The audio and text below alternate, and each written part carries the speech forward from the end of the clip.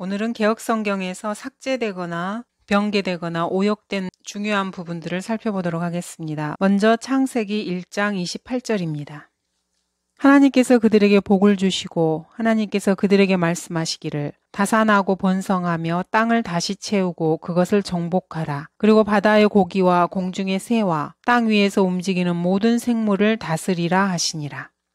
개역성경은 여기서 다시 채우고라는 단어를 땅에 충만하라라고 변개시켰습니다. 다시 채운다는 말은 영어로는 replenish로 다시 한번 땅을 가득 채운다는 말입니다. 이 말은 하나님께서 홍수로 온 세상을 멸망시키시고 노아에게 땅을 다시 채우라고 명령하셨을 때 쓰셨던 같은 단어입니다.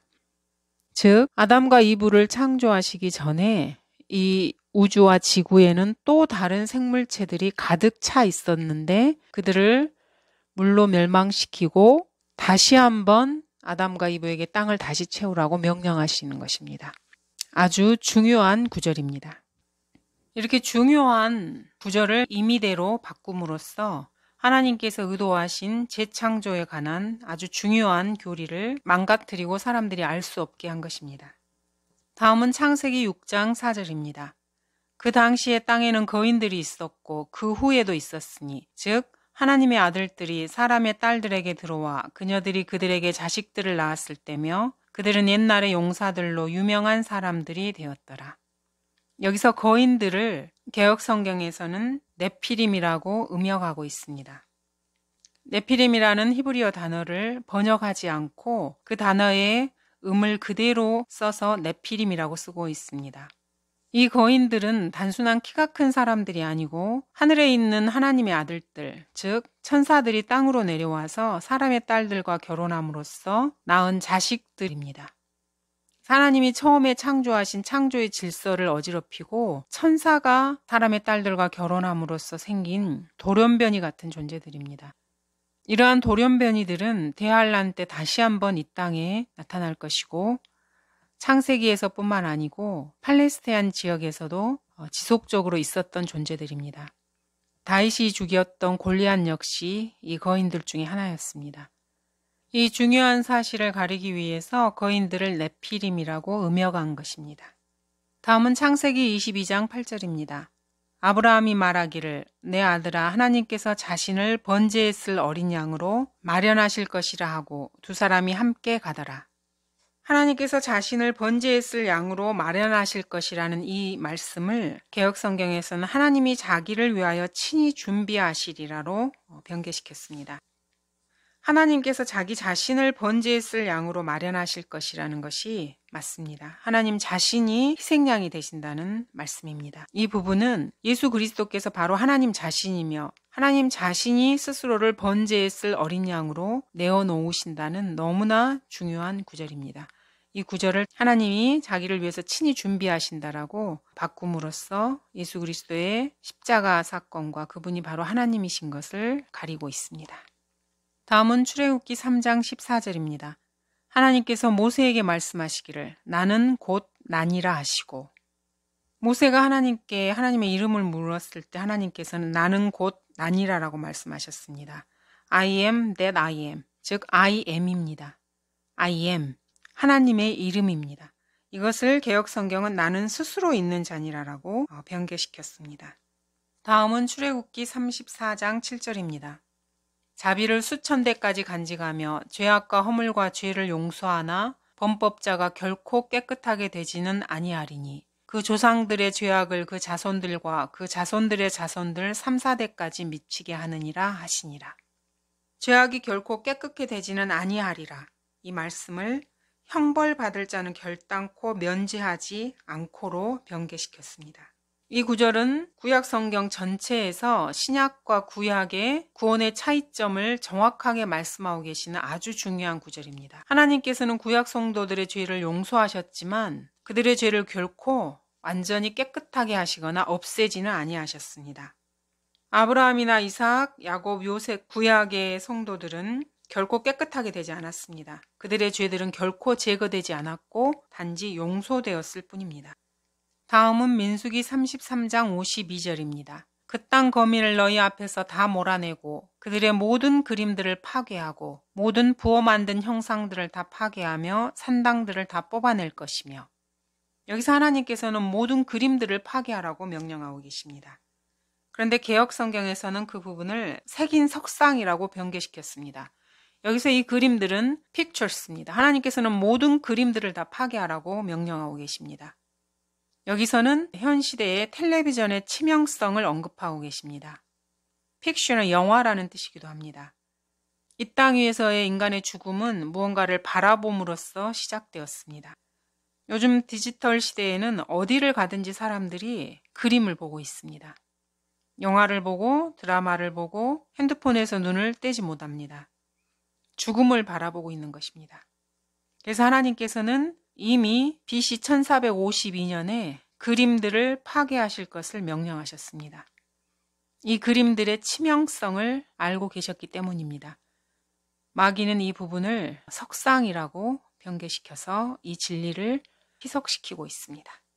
다음은 신명기 32장 33절입니다. 그들의 포도주는 용의 독이요 독사들의 지독한 독이라. 여기서 용의 독을 뱀의 독이라고 변개시켰습니다. 이 라오디케아 시대의 배교자들은 용의 존재를 믿지 않습니다. 이 용은 옛 뱀으로 사탄을 언급하는 것입니다. 오직 킹제임스 성경에서만 이 용들에 대해서 말씀하고 계십니다. 다음은 재판강기 5장 10절입니다. 흰 나귀들을 탄 너희는 재판에 앉은 너희는 말하라. 길을 따라 걸으라. 여기서 재판에 앉은 너희는 이라고 되어 있습니다. 흰 나귀를 탄 사람들은 재판관들입니다. 개역성경은 이것을 귀한 하문석에 앉은 자들이라고 변개시켰습니다. 재판을 한다는 말은 통치를 한다는 것입니다. 여기서 귀한 하문석에 앉은이라는 말에서는 그 어디에서도 통치의 개념을 찾아볼 수가 없습니다. 재판은 통치를 말합니다. 우리 그리스도인들은 예수 그리스도와 함께 통치할 사람들입니다. 우리에게는 통치권이 있는 것입니다. 다음은 욥기 41장 1절로 니비아단인 사탄에 대한 언급입니다. 내가 갈고리로 니비아단을 끌어낼 수 있겠느냐? 또한 끈으로 그의 혀를 맬 수 있겠느냐? 여기서 리비아단을 개역 성경은 악어로 바꾸었습니다. 여기에 나오는 리비아단은 아버지 사탄을 말합니다. 어떻게 악어가 사탄이 될 수 있겠습니까? 사탄은 여기서 자기 자신의 존재를 가리우고 있는 것입니다. 다음은 시편 9장 17절입니다. 악인은 지옥으로 돌려질 것이요 하나님을 잊어버린 모든 민족들도 그러하리라. 악인은 지옥으로 돌려진다고 말씀하고 계시는데 개역 성경은 여기서 음부라고 말하고 있습니다. 음부는 지하 세계로 죽은 자들이 가는 곳입니다. 구약 시대에는 불타는 지옥뿐만 아니라 낙원도 음부에 포함이 되어 있습니다. 그래서 지옥을 음부로 바꿈으로써 지옥의 실체를 가리고 있는 것입니다. 다음은 시편 12편 6, 7절 말씀입니다. 주의 말씀들은 순수한 말씀들이라 흙 도가니에서 단련되어 7번 정화된 은같도다. 오 주여 주께서 이 말씀들을 간수하시리니 주께서 이 세대로부터 영원토록 그것들을 보존하시리이다. 이 말씀들을 간수하시리니 이 세대로부터 그것들을 보존하시리이다. 이 부분을 개역 성경은 여호와여 저들을 지키사 이 세대로부터 영원토록 보존하시리라라고 저희를 지키사라고 바꾸었습니다. 이 부분은 하나님께서 자신의 말씀을 영원히 간수하시고 보존하시겠다는 성경 보존에 대한 약속입니다. 이 부분을 저희를 지키사라고 함으로써 유대인들을 지키신다라는 그런 표현으로 바꾼 것입니다. 하나님께서 자신의 말씀들을 영원히 보존하실 수 없다고 여겼기 때문에 아마 그런 것 같습니다. 다음은 잠언 16장 3절입니다. 너의 일들을 주께 맡기라. 그리하면 너의 생각들이 바로 서리라.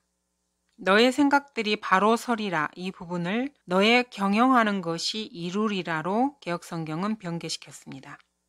구약 성경에서 사람의 죄와 상상의 죄를 극복하는 가장 정확하게 말씀하고 계신 부분을 변개시킨 것입니다. 자신의 일을 주께 맡기면 생각이 바로 서고 죄를 짓지 않는 것입니다. 그런데 너의 경영하는 것이 이루어지리라라고 변개시킨 것입니다. 다음은 잠언 18장 1, 2절입니다. 욕망으로 말미암아 스스로 분리된 사람은 모든 지혜를 찾아 혼잡케 하느니라. 욕망으로 말미암아 스스로 분리된 사람은 모든 지혜를 찾아서 혼잡케 합니다.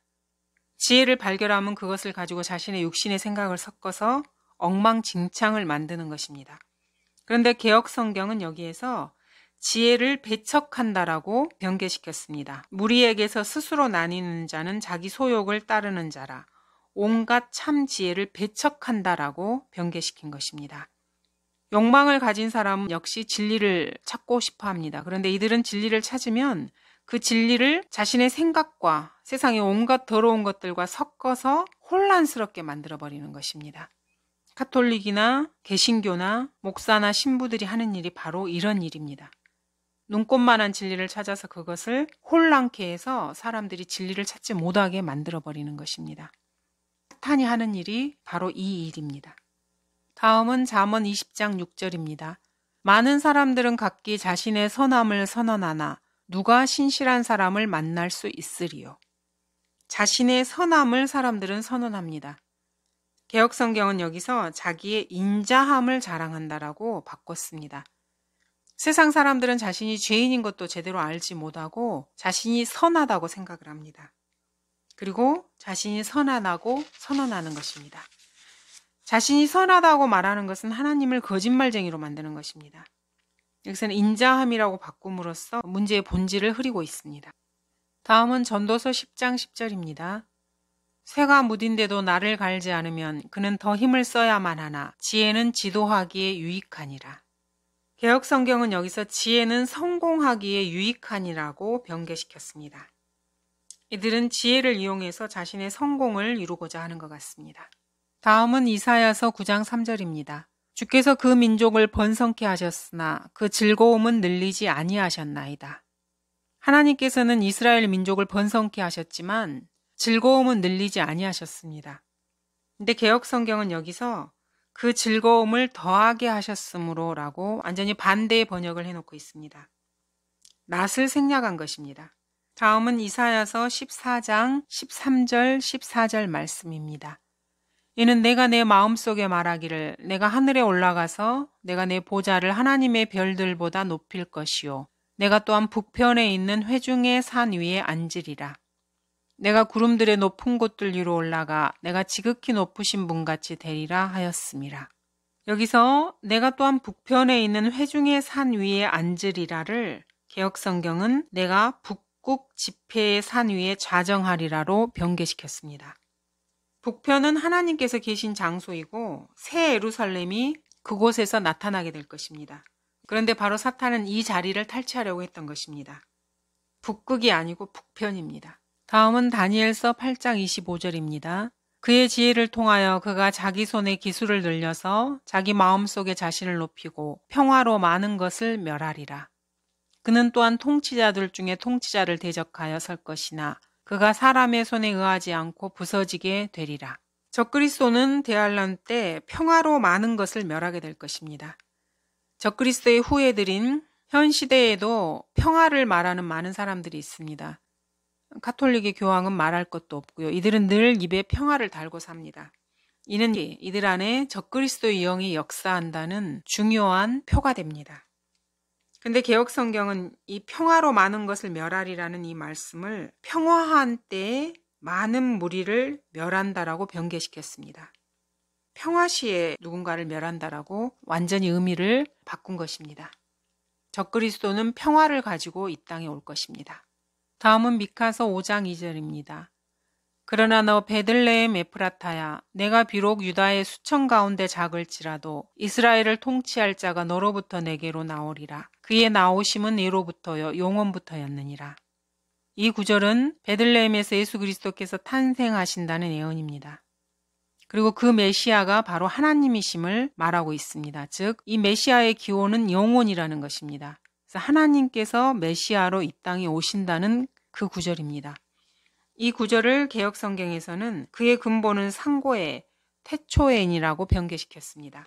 메시아가 영혼에서 나온다는 즉 하나님이라는 것을 부인하는 것입니다. 그 실체를 가리는 것입니다.